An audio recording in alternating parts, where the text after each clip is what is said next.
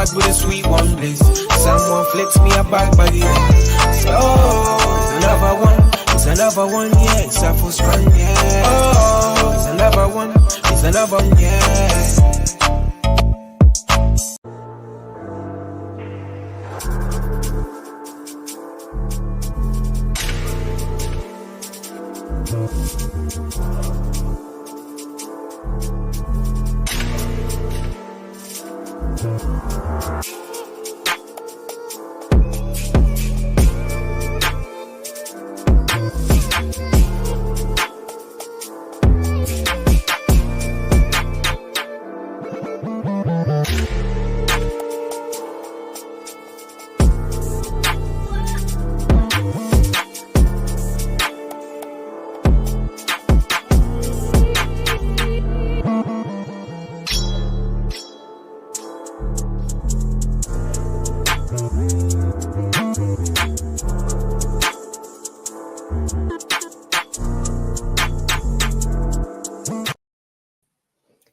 Hello and welcome to another episode of Green Diamond Boxing, powered by iBoxingHub.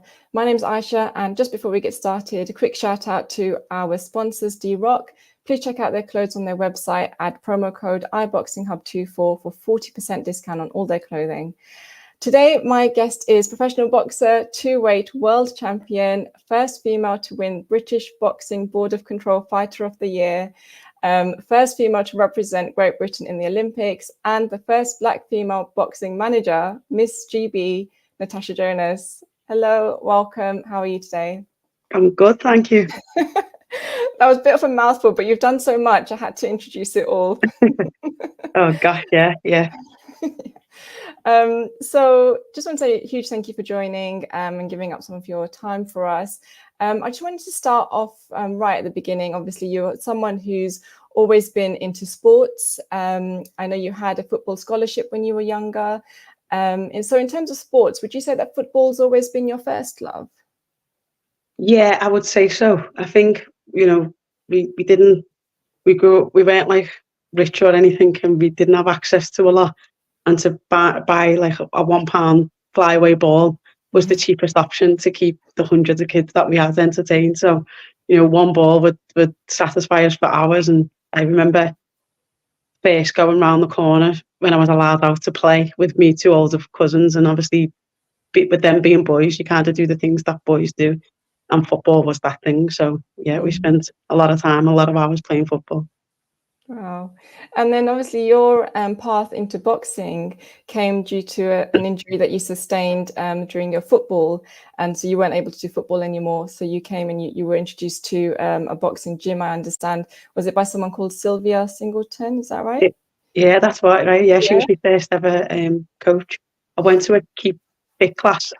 Before I even went, I was going to my uncle's karate gym, which just had, like basic training stuff. Because when I stopped playing football, I'd lost a whole group of friends and I put on a lot of weight. So I wanted to get myself back into something that was like healthy and positive. And so I just used to go to my uncle's gym, and she lived over the road. And she was like, "Oh, stop training by yourself and come along to the girls only nights." And I started going to the girls only nights, and she was like, "We actually think you're good enough to box. So if you want to start coming to the amateur boxing sessions, they're on different nights." So then I had to start going to the amateur sessions, and 20 years ago. No. Wow. Have you stayed in touch with her throughout your career, or did you lose touch? Yeah, she still comes to me fights now. Oh, really? She was at the Olympics. She was at the Michaela Meyer fight. She's been at a load of fights, to be fair, and I always give her and my other coach, Mick McAllister, tickets whenever they're available to come. Oh, that's lovely. Thank you, everyone who's in the comments. Rico saying, does her back hurt from carrying women's boxing for so long? Oh, gosh. No, it's my family that's the killer. I mean, listen.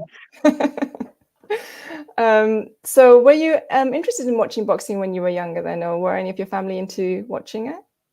Yeah, boxing was kind of like mine and my dad's thing to do together. And like, on the weekend, I'm that old that it was before Sky. So on the weekends when they'd have like the big American fight, his dad would say, right, you can stay up till late to watch it. So I was just made up as a kid being able to stay up till like 2 o'clock in the morning to watch fights. But that was like our thing to do. So yeah, I was allowed to watch all the like Tyson Holyfield and stuff. So that was good times. Wow, that's really nice. You've done loads of interviews. I like to watch other people's interviews before, I do my own. So there was one where you spoke about you trying to prove the wrong people wrong for so long, and then you switched to trying to prove the right people right. And obviously, in both those scenarios, you're still aiming to win. You're still aiming to do the best that you can do. But how did that switch in mindset affect your training and your fighting? I just think no matter what you do, someone's going to have something to say. That's like part and parcel of the sport. And for so long, I was trying to like keep everybody happy, as in doing like, oh, she's too old, she's too this, she's too this. And I was like, trying to prove them people like wrong instead of just concentrating on myself and doing what, like, put them comments aside. Because human nature is you're always going to focus on the negative anyway. So now I've just got to a comfortable space in my life where I just leave it. I don't even entertain it. And like, yeah, just push on being the best person that I can be. And I think, that's took a long time and a lot of negative things to happen and to go through to be able to do that. But it was just that I don't think it's affected me training as such, but mentally it just puts me in a better place because I'm not I'm just not focused on it's coming. Trying to prove them wrong is coming from a negative place. So I try and be as positive as I can, and that in turn puts me in a positive place. Yeah, that's so important. And you've done so much, obviously, over your career. You were the first female boxer to represent Great Britain in the Olympics. That will obviously go down in history. And we've recently seen the Paris Olympics. Did watching that bring back memories for you? It was just like, just being there and sucking up. I mean, little girl seeing it as well. Yeah, it was just good for her to be around that and to see, be in big arenas and experience like the nerve. She was like, "Oh, Mum, I'm nervous for Cindy," and like jumping up on the chair and screaming. It was good for her to experience that as well, and to just prove where hard work gets you, and it doesn't matter.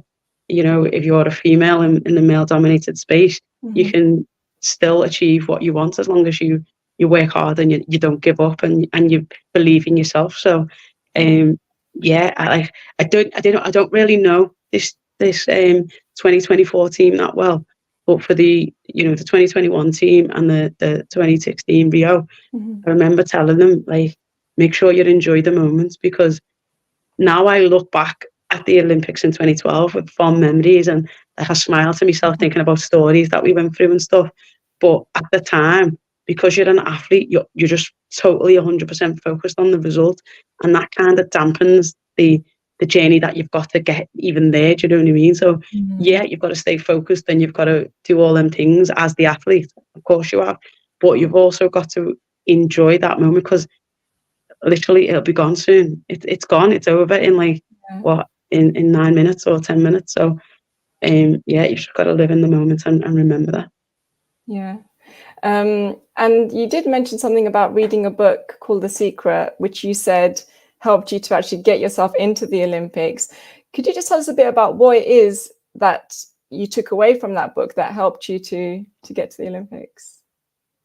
The secret's all about like believing that something will happen, and then it'll fall into place and things align themselves to make them things happen. But you have to like it's kind of manifesting. Well, it is manifesting, and to be honest, now as an adult looking back, as a kid, I have done that my whole life. I remember like watching the Olympics. Well, my mum's told me the story. I was 4 watching the 88 games in Seoul, saying I'm going to be there. And 24 years, 100 million different sports, but I got there. But I remember looking at the likes of like Kelly Holmes, Sally Gunnell, and thinking Denise Lewis, and thinking I want to be there, and like I want to be like them.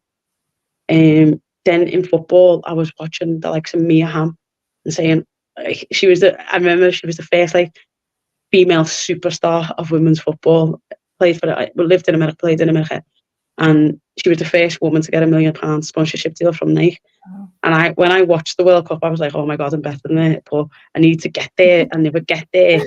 And then that attitude changed because I was never really great academically, and I never would have thought about going to university.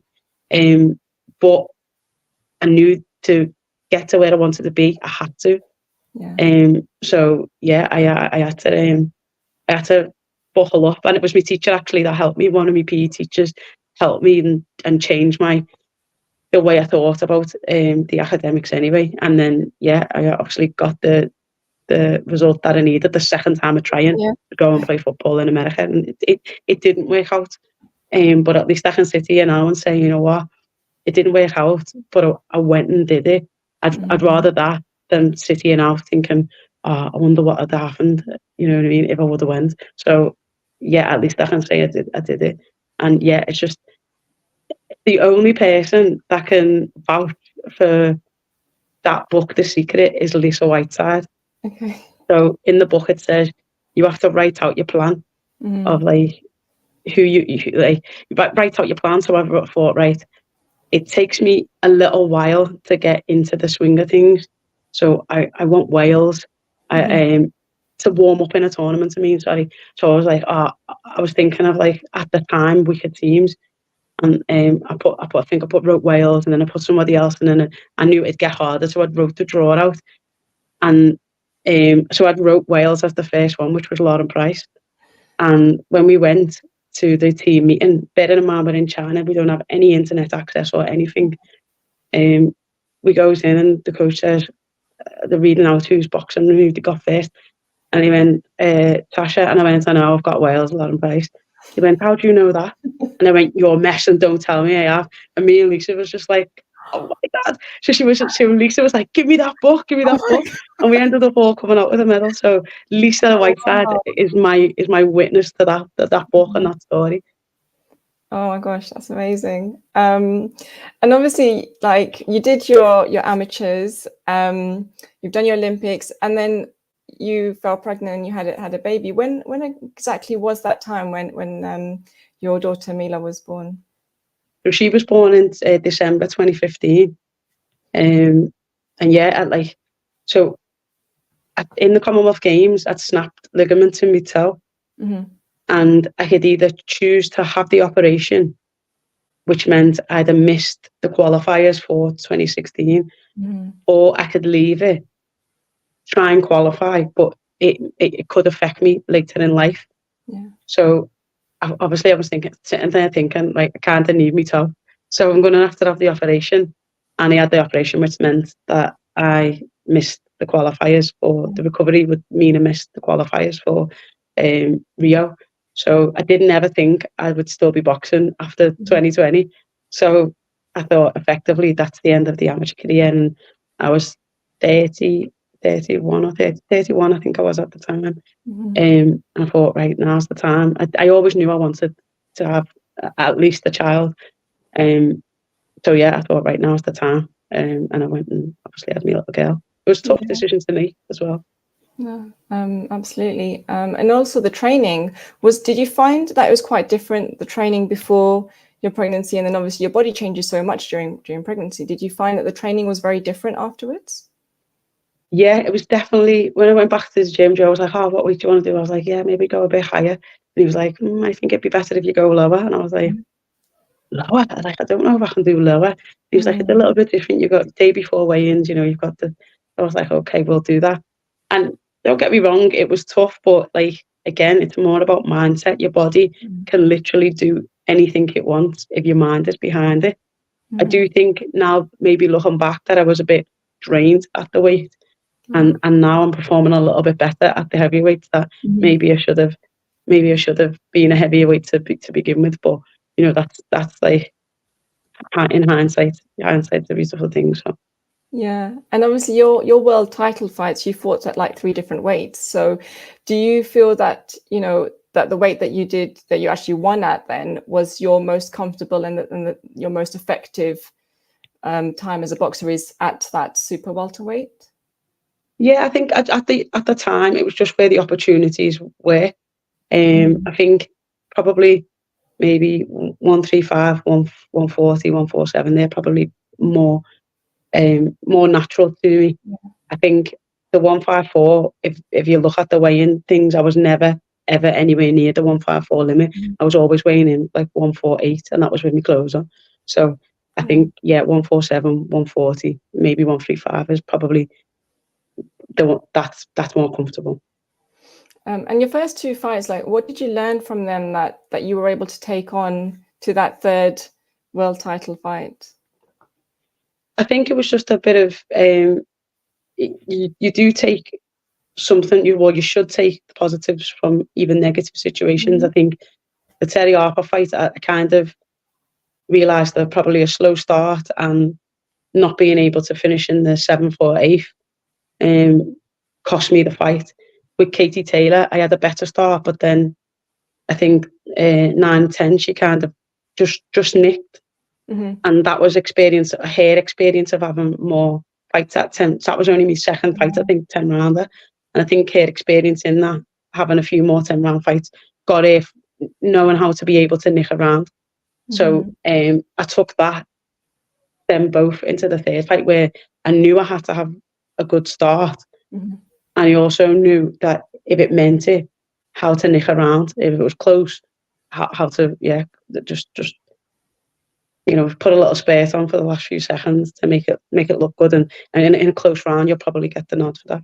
No, absolutely. What was your mindset like then going into that third one? What were you thinking like going into that ring? Stress. I think it was last chance to learn, and that was kind of what it was billed. It was the third different world title at the third different weight. So if I didn't win, there was kind of nowhere else for me to go. And not only that, but like there was also like it was on the Amir Khan Kelbrook undercard. So like literally when I walked out, the atmosphere was intense. It was a packed out crowd, AO Arena or Manchester Arena, whatever it's called. And it was madness. Wow. So was there a lot of pressure on you, like obviously on that day, and how did you deal with that pressure?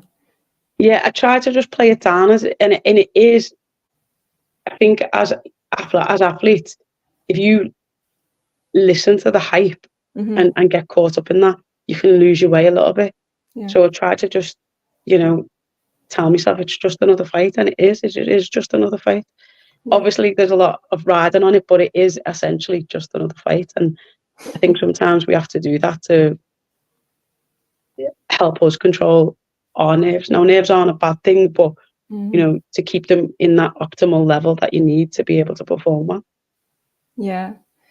And then that was 2022 that you won your first world title fight in February, and then you were just on a roll after that, like just winning one after the other. So you had one in February, then a WBC in September, IBF in November, and then in 2023 you won obviously the IBF world title in the welterweight division.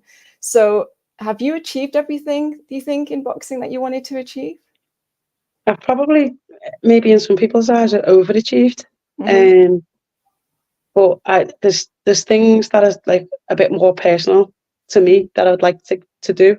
Right. Definitely get a win over Katie Taylor is on the list before I retire, or before she retires. So get that fight, and just other things that maybe not necessarily about money, about belts, but just personal to me.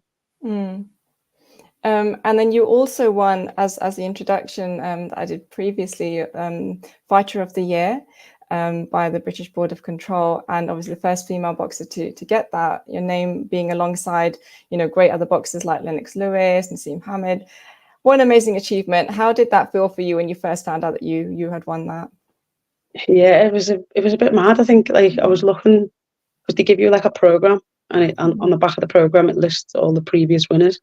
And we've had Callum from our gym, we've had Crawler from our gym, and then I was seeing Hatton, Lennox Lewis, Barry McGuigan, And I thought, wow, these are all like people who I looked up to, fighters. Nigel Benn, Chris Eubank. I thought I'd be boss to get that. And then as I'm reading it, thinking, imagine if my name was here next year. They say, oh, Natasha Jonas, you won. I was like, oh, wow.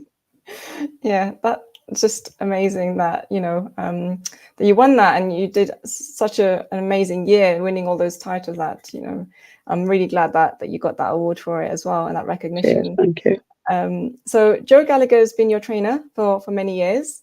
What would you say Joe's like as a trainer, and is there any kind of pearls of wisdom that he's taught you that you can share with us? Gosh, he comes out with a few belters all the time. And we're always back and forth about with books that we read or series that we watch. So the Relentless book was something that he said you need to read it, and I read it by Tim Grover. That was brilliant. And then there was the Last Dance. I started watching The Last Dance. I said, Joe, you need to watch this. So then there was a tennis one called Sutton Serve, and he was like, you need to watch this. So we're always back and forth with stuff. What's the pearl? I can't think of a pearl. I don't know actually if it was Joe that said this. There's two things. I don't know. And Joe definitely said one, which was everybody wants to see you do well, but not better than them. And then the other was if you can change it, why worry? And if you can't change it, why worry? So really, you just got to control what you can control, and everything else is really out of your control. And when it comes to like certain situations, I do think about that now. Like, if I can change it, let's change it. And if I can't, then what's the point of worrying about it? It can't be changed.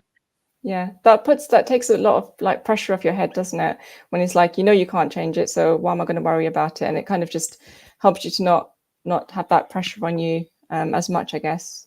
Yeah, you just don't get stuck and dwell on certain things. It's like, well, if you can change it, go out and change it. Like that's it seems so, it's so simple. Yeah. But you know, so many people like are fearful of what's coming or are anxious about what's been. Yeah. And you never actually just live in the moment and think, well, if you can just do that and change it. And if you can't, then stop worrying about it, because you can't do anything. Like when people feel like they've lost an aspect of control, it can freak people out. So I think it's just one of them. Yeah, if you control it, control it. If you can't, don't worry about it. Don't worry. And Joe's obviously in Saudi a lot because he's overseeing the Mike Tyson boxing gym there. I actually met him there when I went to Riyadh last year, so it was really nice to meet Joe there as well. And for the first time, we have a women's fight on Riyadh season. So Sky Nicholson, Raven Chapman, they'll be fighting in Riyadh season. Would you want to do Riyadh season, do you think, before you retire? Yeah, I think it would be a good thing. I know that they've got a drive on at the moment for empowering women as part of the like one of the goals of the season. So I think it has to be for the right reasons, and for the right incentive as well. Yeah, no, absolutely. I think that would be amazing experience as well. But it'd be great to see you on a card like that. There was a question earlier, I think, from Jams about would you write a book about your life and career once you hang up the gloves? Yeah, I could do. I don't know if people would want to read it. I'm sure they would. Yeah. I don't think I'm that interesting, to be honest. Wow, really? But yeah, maybe, potentially. You might see it on the shelves near you. I think sometimes when you do something yourself, you don't realize how inspirational it really is to other people. Because you've gone through so much and you've done so many things that people watching you going, oh my gosh, look at how much she's done. Maybe I can do a bit of that. Maybe I can do a percentage of that. And, you know, they'll maybe push themselves a tiny bit more, having seen someone who's actually done it, especially people of ethnic minority, you know, that kind of thing, because you don't see that very much. So I think that you're a huge role model for many women around the world. And I'm sure there's going to be many people looking up to you going, I want to do what she did, you know, so a book would be amazing. Oh, nice one. Thank you. I do I try and do as much as I can in like community and in schools, community groups and schools, Liverpool wide, because I just think sometimes when you're a kid, like even when I was watching, like let's say Kelly Holmes and Sally Gunnels, they didn't, even though they were there, they didn't seem like me. Do you know what I mean? It was like they're a different level, but that I like the kids to see that where I grew up, and if it's a local school, they'll know my family, or there'll be a relative in there somewhere, or someone's mum and that I know. So it makes it a bit more real and a bit more attainable that you're just like them, because that's what you can have big dreams, just because don't let anybody put barriers up of who you can be and what you can become. You can be whoever you want to be. Yeah, absolutely. And obviously, going back to Katie Taylor, she's got her fight coming up in November against Amanda Serrano. Say Amanda wins, would you be happy to fight her? So whoever the winner is, would you be happy to take on as the next fight? Listen, I think, when you're looking around, there's always who's the greatest. Is it Katie? Is it, Serrano? Is it Clarissa? If I want to be in them conversations, you have to have them fights. Yeah. So definitely, if Amanda wins, then that'd be a fight I'm looking for. Yeah. Yeah. And I'm going to ask this question only because Rico keeps going on at me. Which Law and Order is the best? I did see that one. And he keeps messaging me going, ask her about Law and Order. And I said, I'm not going to I ask her love about Law and Order. Yeah, Law and Order is my favourite. Either the original or Criminal Intent. I do like SVU though as well, but Criminal Intent's probably my favourite. There you go, Rico. Got your answer to your question. Hakan, welcome to the chat. He's asking, when are you hoping to be back in the ring? It's like, how long is a piece of string? I wanted to be back. I think the original date was May. Then it got moved to a little bit later. Then it was June. Then it was September. And now I just simply don't know. And everyone that I was thinking I could get a fight against now has fights as well. So it's a tough, frustrating time at the minute. I'm just, we'll see. We'll see. Hopefully as soon as possible. Definitely before the end of the year. Okay, brilliant.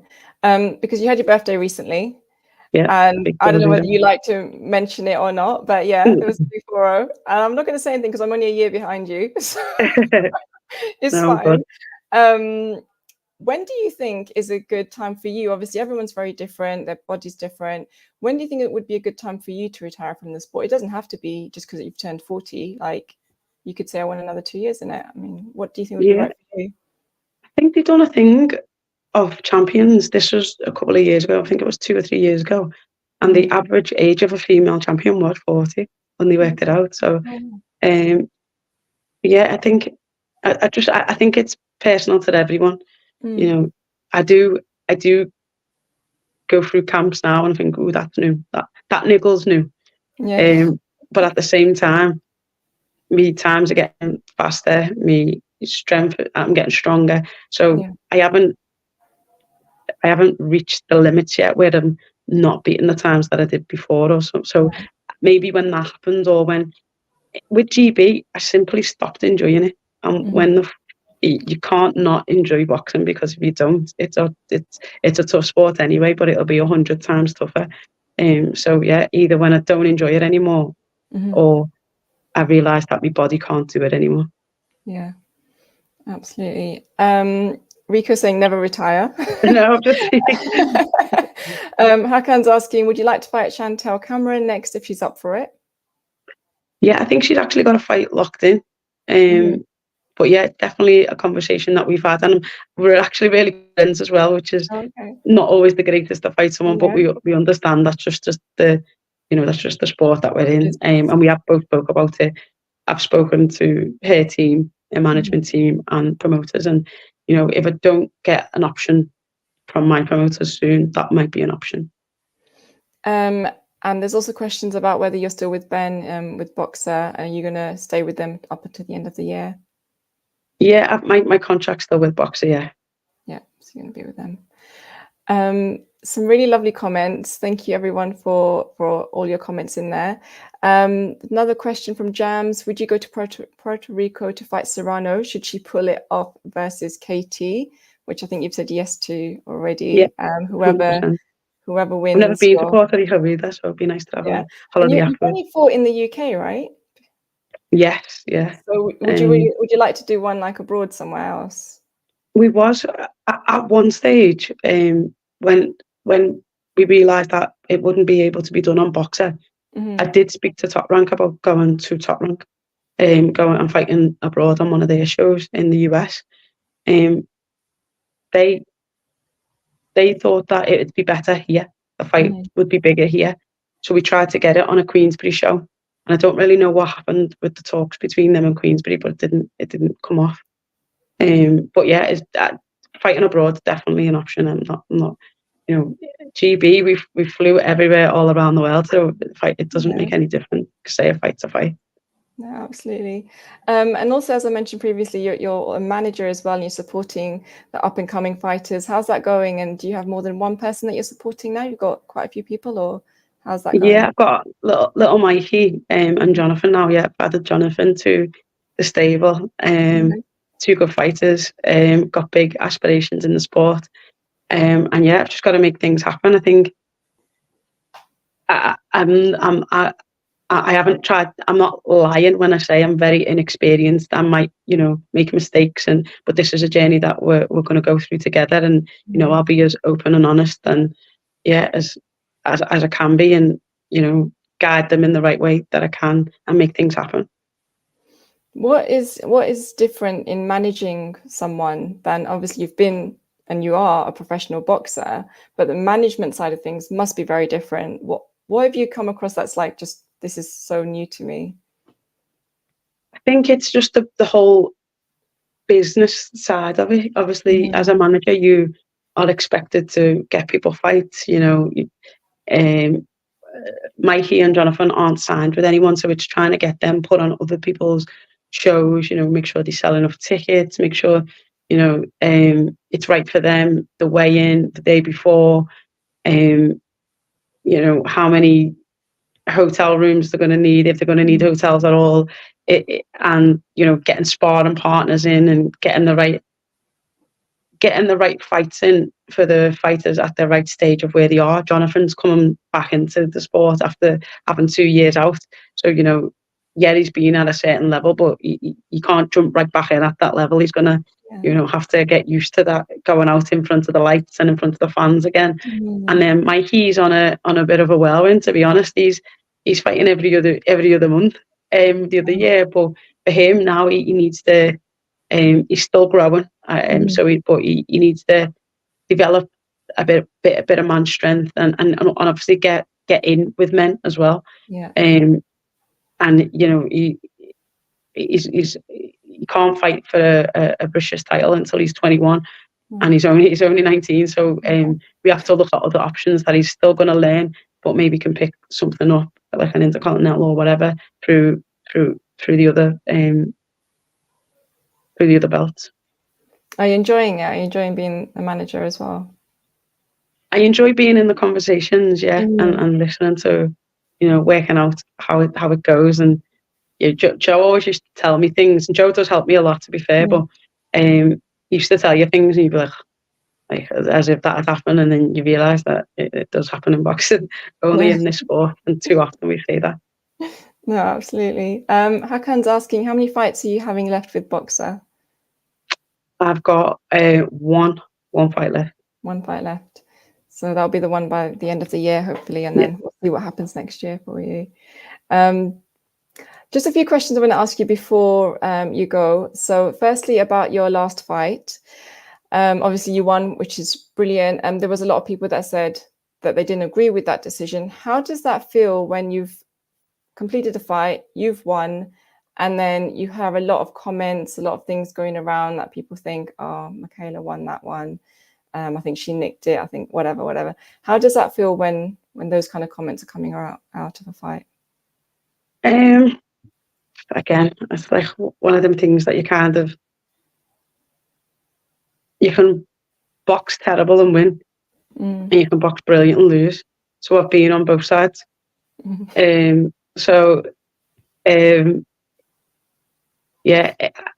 fight was, I watched when I did see that. I watched it back because when I'm sitting there, I expect that Joe tells me the truth, and 9 times out of 10 he's spot on. You'll say you'll hear him screaming at me in some rounds, saying, "What was that?" Like you switched off, you got caught. Like, just don't do that. Like he'll tell me when he's coming back and sitting on the stool. When he's telling me, I'm thinking, yeah, okay, because I can never score a fight when I'm in it ever. I think it's even. I think against Bagel, where I won every single round, I was coming back and I was like, "Did I win that round?" And he was like, "Are you messing? Like, are you messing?"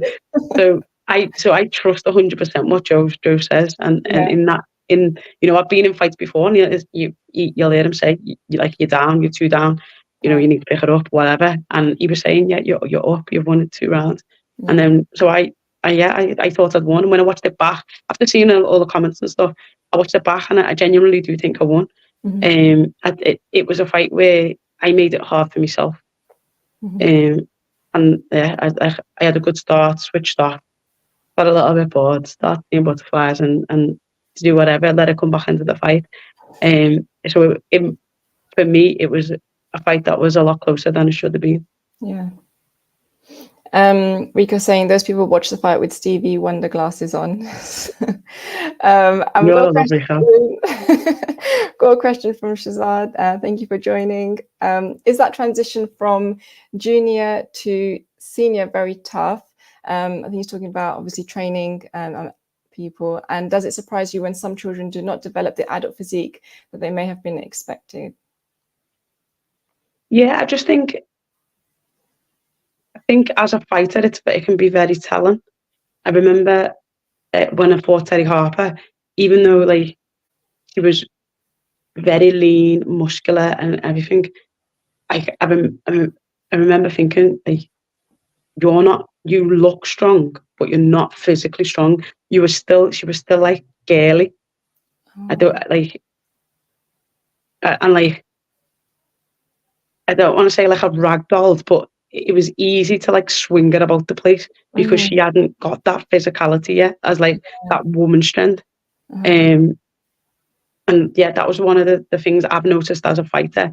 And then when I went up the weight, the care was the first one where like with Namas and Bagel, they was probably like me, where they probably shouldn't have been 154, but I'd gone for the opportunities and got the belts in that division and kept them. Whereas the care was probably, a 160 plus walk around person come down to 154. So when I was trying to be that same physical with the care, I found it a lot harder because she was naturally bigger and stronger. Yeah.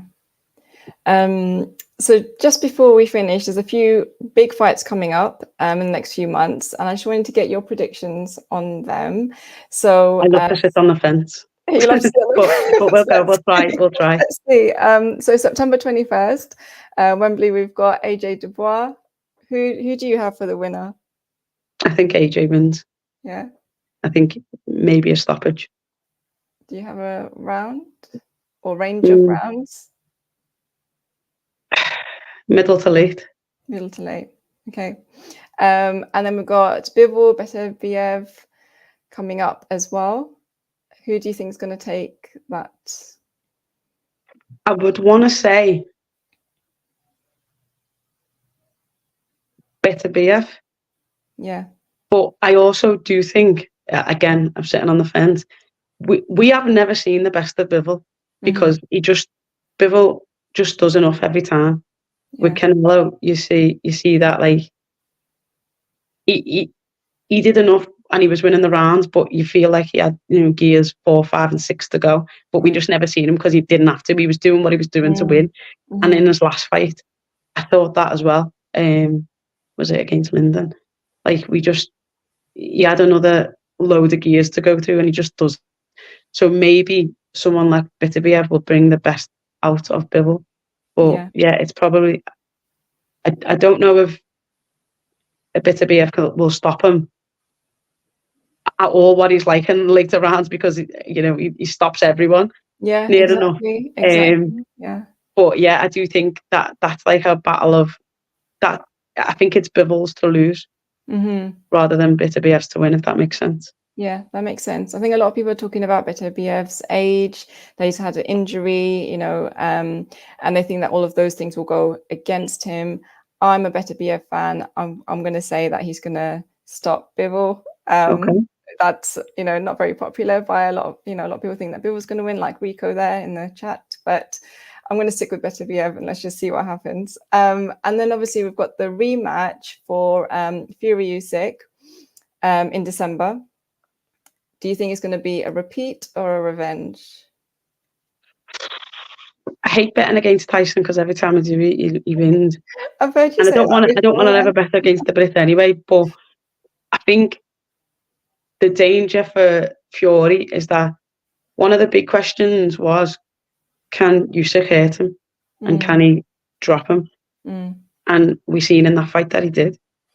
And now, and maybe he might not have said it, but he would have been thinking that himself. Yeah. Like, can I hurt him? Now he knows that he can. Yeah. And I think that's dangerous for Fury. I think Fury's got more answers than questions. Does that make sense? So he has to show a little bit more than Usyk. I think Usyk will obviously has won, but then is also like he's answered his own questions in that fight, where I don't think that Fury did. Yeah. So you think it's going to be a repeat? Yeah. Yeah. Yeah, I think it's going to be a repeat personally, but again, we'll see in December. Natasha, it's been absolutely amazing having you. The second time you're joining us on iBoxingHub, obviously the first time that I'm interviewing you, and you are the first professional female boxer that I'm interviewing. So thank you so much for being part of this show. It's been an absolute pleasure having you. And yeah, we'll be cheering you on in your next fight, whoever that's against. But yeah, thank you so much and hope to catch up with you soon. Oh, thank you. And thank you for being such a good interviewer. Supposed to flow as a conversation, and it definitely did. So now I can be your first as well. I'll put that on my list of first. Oh, amazing. Thank you so much. Thank you everyone for joining, for all the comments. And we hope to see you again soon. Thanks a lot. Thank you. Thanks. Bye. It's another band. All the Muslim cars now, whichever get up. Light up my card with a sweet one, please.